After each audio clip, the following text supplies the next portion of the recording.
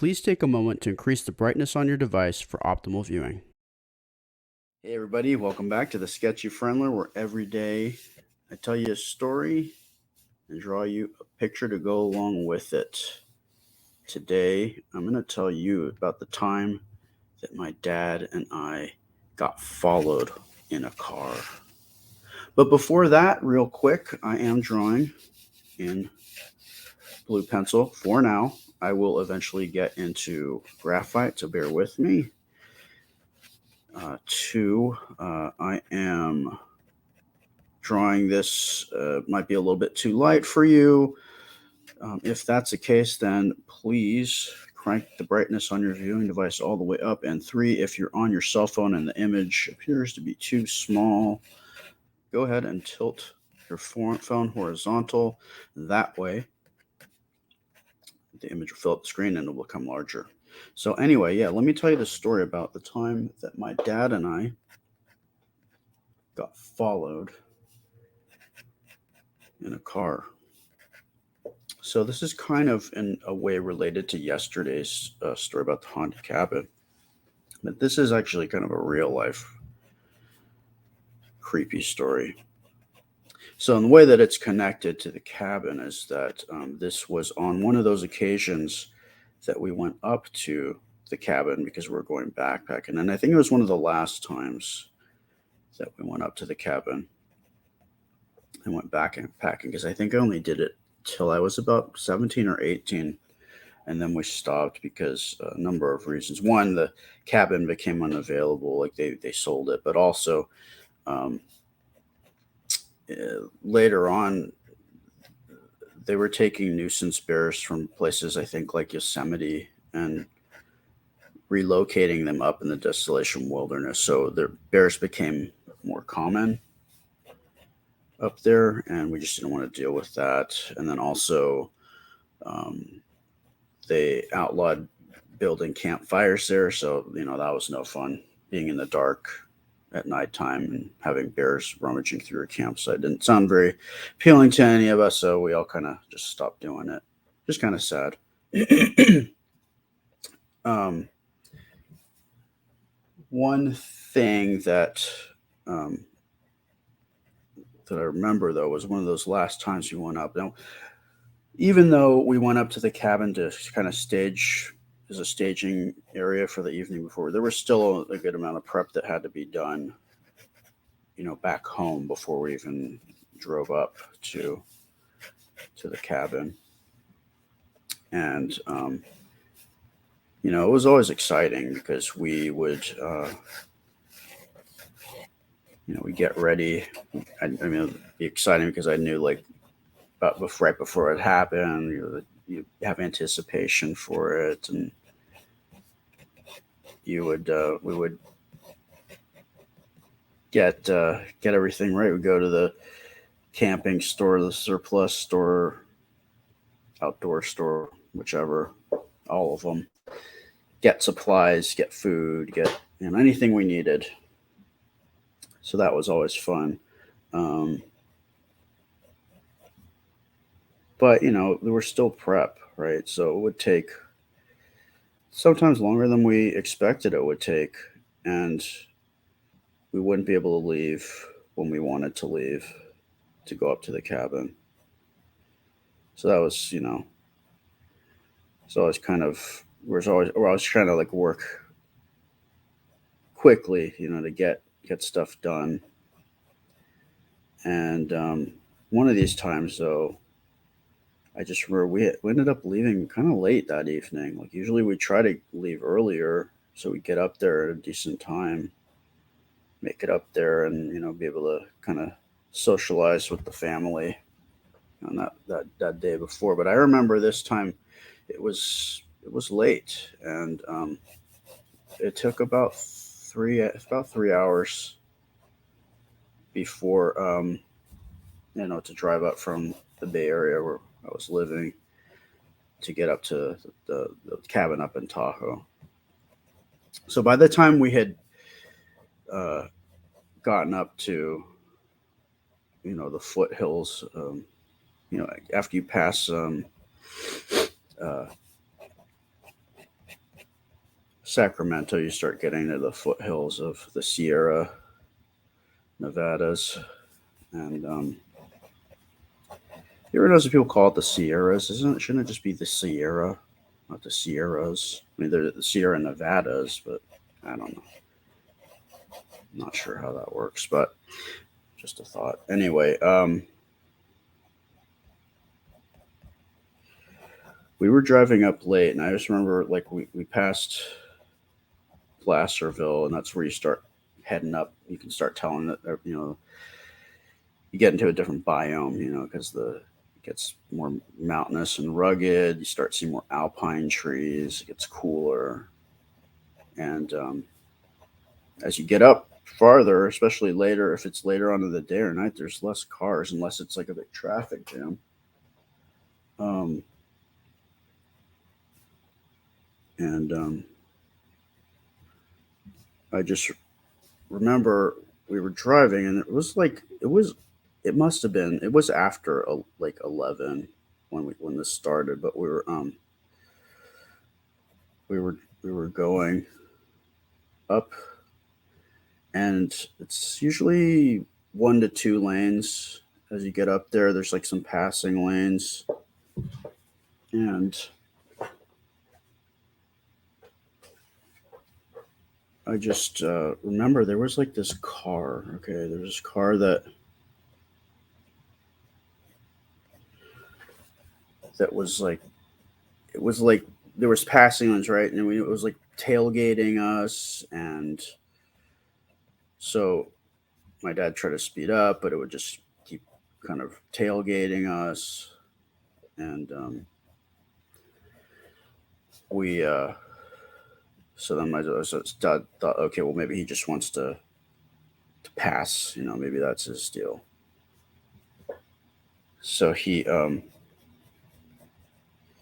ended up getting into the slow lane to let this guy, whoever it was, just pass us, and the guy wouldn't take. He would just stay. He would just stay behind us. It was really weird. Like anytime my dad would slow down, he would slow down. Or sped up, he would speed up. It's very creepy. Um,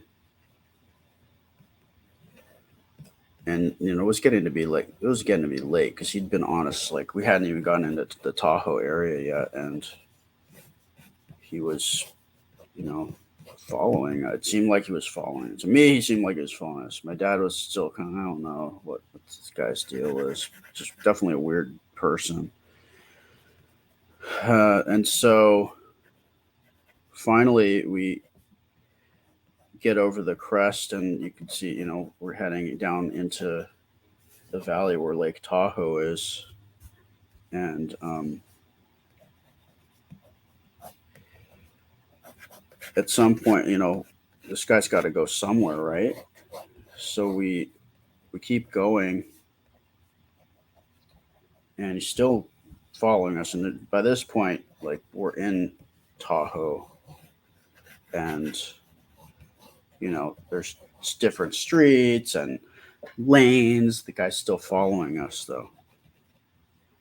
So eventually, it comes to a point where we're gonna get to the turn off to where or the streets that where my dad's cousin's cabin is, and we have to turn, right. You got now it's like 1 o'clock, 2 o'clock in the morning. It's ridiculous. It's late. This guy's got probably should have other things that he needs to do, but apparently not because he's still following us. And so we turn down the street. We got to go. We got to turn. Dad's like, okay, well, now we know if this guy follows us, if this guy turns when we turn, then he's definitely following us. We turn, sure enough, car behind us. turns also.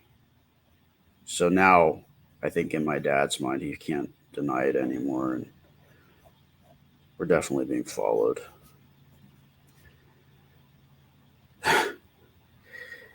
And I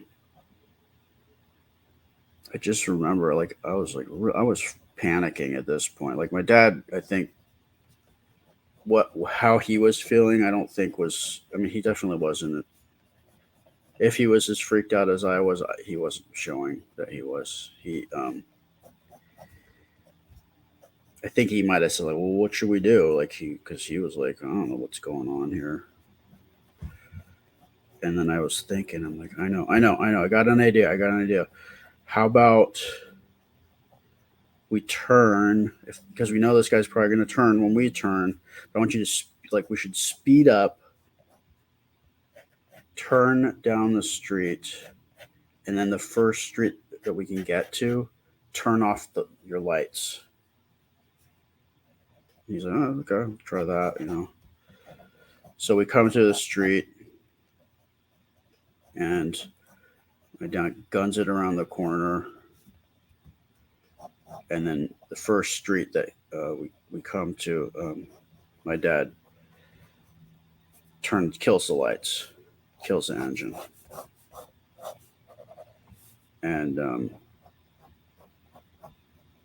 so we just sit there.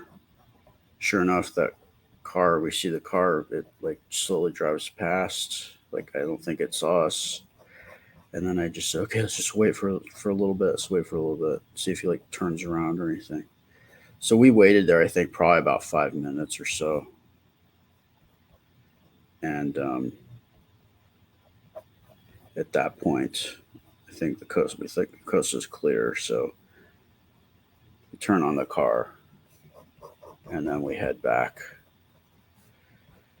to the right, get back on the right path to where the cabin was. But I tell you, man, that I don't know what the deal was, but that car was definitely following us, and I don't know what the deal was with it, or who was behind it. And I've heard stories of that area. There's like they think there's like some type of a serial killer or something that likes to drive people off the road. So I don't know if we maybe cross paths with that creep or not. Not sure. And the thing that's funny about it is my dad, like, I've talked to him, I've asked him about it after, like, years later, and he's like, I don't remember that. But my dad notoriously has a horrible memory. But it's really kind of a bummer because I think it'd be kind of one of those cool things that we could connect on and remember together. Remember that time? Oh yeah. But I can't do that a lot with my dad because he doesn't remember a lot. In fact, he even says about his sister that, why do I have to remember anything? My sister remembers everything. She's my memory from she's my childhood memory. I just ask her. So yeah, thanks, Dad, for not remembering that scary story. At least you can remember that one. But no. So I just have to be by myself and wonder by myself about how we almost maybe met our end, being driven off the road by some deranged person. I think this is my scariest story that I have this week. I just wanted to kind of get it out of the way because it was kind of near my other story, kind of somewhat related to my other story from yesterday. I do have other creepy stories for sure that kind of lean more towards the paranormal. This is, I think, the scariest because it's more real, it's more grounded in reality, not you know whether or not something exists or not. We definitely got followed by some creep for who knows what reason. But yeah, that was a scary evening, and I wish my dad remembered that. Oh well, what are you gonna do?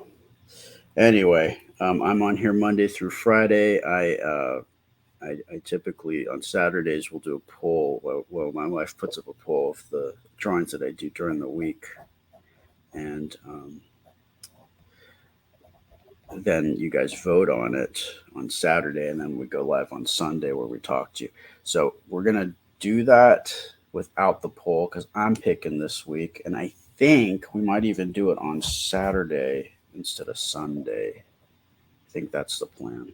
Leaning towards Saturday. So if you're around Saturday night on YouTube, Facebook, I will be going live about 10 p.m. Eastern Standard Time, where I will get on here and my wife and I will just chat with you, and I'll finish up a drawing of my choice this week.